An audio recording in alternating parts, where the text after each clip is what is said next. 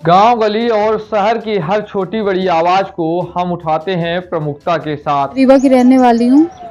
मेरी शादी 2013 में हुई थी, लेकिन मेरे हस्बैंड ने शायद दूसरी शादी, मुझे पता चला कि दूसरी शादी कर ली, तो घर वालों के कहने के अनुसार मैंने डाइवोर्सी मैट्रिमोनी में आईडी बनाई।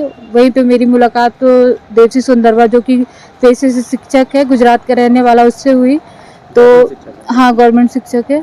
तो 10-15 दिन मुझको उससे बात हुई होगी, और पहले तो बहुत अच्छे से सभ्यता से बात कर रहा था मुझसे, तो मुझे थोड़ा सा उसका नेचर ठीक ठाक लगा। फिर उसने नॉर्मल मिलने की जिद की, और इसी बीच मेरे पापा की तबीयत बहुत ज़्यादा ख़राब हो गई थी, तो मेरा भाई और मेरी मम्मी उनको लेके दुर्ग में इलाज के लिए छत्तीसगढ़ चले गए। यहाँ पे बस मैं और मेरी बेटी थी, तो वो मुझे लगातार गुजरात बुला रहा था मिलने के लिए। मैंने जब मना किया कि मैं नहीं आ पाऊंगी, तो वो खुद मतलब रीवा बोला कि मैं ही आ जाता हूँ। फिर वो रीवा आया। पहले तो नॉर्मल बोला कि मैं सिर्फ मिलने आ रहा हूँ। रीवा आया, फिर यहाँ पे उसने बताया कि मेरे कुछ फ्रेंड हैं, मैं उनके यहाँ रुकूंगा और बस मिल के मैं चला जाऊँगा। लेकिन वो यहाँ पे आया और उसके बाद मेरे घर आया, मेरे साथ ही आया। फिर उसके बाद बोला कि आज रात में रुक जाने दो, मैं कल सुबह चला जाऊँगा, क्योंकि मेरे कोई ऐसे फ्रेंड नहीं है, मैंने ऐसे ही बोला था। फिर वो रात में रुक गया नॉर्मल। उस दिन तो उसका नेचर ठीक ठाक था, और जो भी था थोड़ा सा मैं इमोशनल, मतलब उससे उस दिन भी क्या हुआ, वो मिठाई वगैरह लाया था, वो मुझे याद भी नहीं था, मैंने खाया और मुझे उसके बाद का बहुत याद नहीं आ रहा है। फिर सुबह मेरी नींद खुली, तो मैंने उसको जाने के लिए बोला, तो उसने बोला कि मैंने तुम्हारी वीडियो वगैरह बना ली है। अचानक से उसने मुझे दिखाया, तो एकदम से मैं डर गई। मेरे अश्लील वीडियो सोते वक्त, क्योंकि मैं नाइट सूट में सो रही थी, तो मेरे गाउन वगैरह ऊपर करके और भी उटपटांग तरह की वीडियो फोटो वगैरह वो कर लिए थे, तो मैं उसका फिर विरोध नहीं कर पाई। उसके बाद से एकदम से उसका नेचर अलग हो गया, वो मारपीट गाली गलौज टाइप से। फिर उसके बाद से रोज जबरदस्ती सब कुछ कर रहा था मेरे साथ, और मैं और मेरी बेटी घर में अकेले, कोई था नहीं घर में। ये लगभग 1 महीना, जब तक मेरी मम्मी आ नहीं गई घर। तो ये 27 तारीख को मेरी मम्मी पापा को लेके घर आई, तो ये 27 तारीख को लगभग 10 बजे फिर यहाँ से निकल गया है। इसी बीच इसने मेरा मोबाइल था, तो वो तोड़ के ये अपने पास रख लिया, मतलब ले ही गया, मुझे दिया नहीं, तोड़ के लड़ाई झगड़ा वो करके मेरा मोबाइल ले गया। फिर उसके बाद से वो मुझे लगातार बोला कि तुम गुजरात आओ। जब मैंने मना किया, तो उसके बाद ये सारे मतलब धमकी देना शुरू कर दिया कि मैं सब जगह वायरल कर दूंगा। तो पहले तो नॉर्मल फ़ोटो वगैरह वायरल किया, फिर उसके बाद ये मेरी अश्लील वीडियो और ये फ़ोटो जितनी थी, तो ये लगभग 24 अप्रैल को इसने सब जगह वायरल कर दी। उसके बाद ये लगातार मुझे धमकी फिर भी देता जा रहा है, अभी भी है, मतलब रिकॉर्डिंग है मेरे पास, और धमकी देता जा रहा है। और अभी 2 मई को मेरी कार जलवा दी, परसों मेरी स्कूटी जलवा दी, यानी 18 तारीख को मेरी स्कूटी जलवा दी। और मैं शिकायत तो कई जगह कर रही हूँ, लेकिन अब समझ में नहीं आ रहा कि कार्रवाई नहीं हो रही कुछ। हाँ, ये सारी घटनाक्रम शुरू हुए, मतलब आपकी मुलाकात हुई, बात हुई, कितने महीने बीत चुके हैं इस दरमियान? ये घटना जैसे फरवरी से मैं भटक रही हूँ, मतलब मैं दौड़ना शुरू की हूँ फिर शिकायत के लिए। उसके कितने दिन पहले? जैसे जनवरी तक, 27 जनवरी को तो गया ही मेरे घर से। उसके बाद से 2-3 दिन बाद से मुझे मतलब परेशान करना शुरू कर दिया।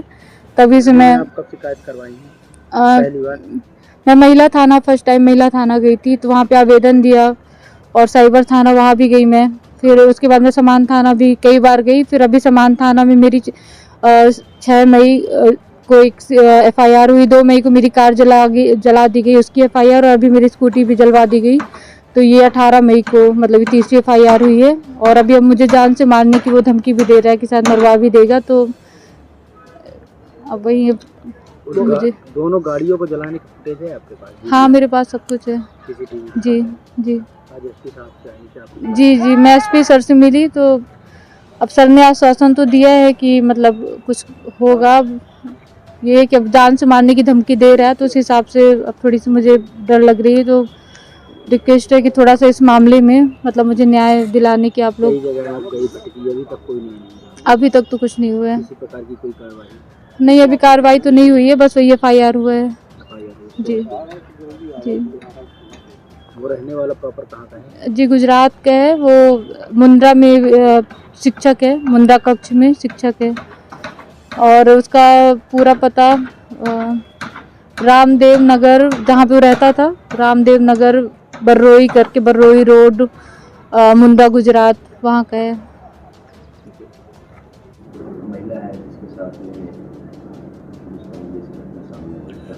एक थाना समान क्षेत्र में एक महिला निवासरत है और जिनके साथ एक व्यक्ति के द्वारा दुष्कर्म करने की उन्होंने रिपोर्ट किया है और जिसके बारे में आरोपी के बारे में बताया कि उसकी सोशल मीडिया और अन्य प्लेटफॉर्म्स ऑनलाइन प्लेटफॉर्म्स उनके बीच में बातचीत हुई थी और फिर उसने बातचीत का फायदा उठा के मिला और उसके बाद फिर उसके साथ दुष्कर्म किया था और जिसके आधार पे उनके कथनानुसार इसमें हमने कायमी की है और कुछ वीडियो भी वायरल किए हैं, ऐसी जानकारी महिला ने दी है जिसको भी हमने साक्ष्य के रूप में रखा है और इसके आधार पे उसमें तत्संबंधित धाराओं में उसमें हमने कायमी करके उसके खिलाफ विवेचना जारी है और जल्दी उसको गिरफ्तार किया जाएगा। ये आरोपी गुजरात का रहने वाला है, जो जानकारी महिला ने हमको दी है। शायद जो अभी तक पता है उसके आधार पर शिक्षक है वहाँ पे सरकारी उस विभाग में।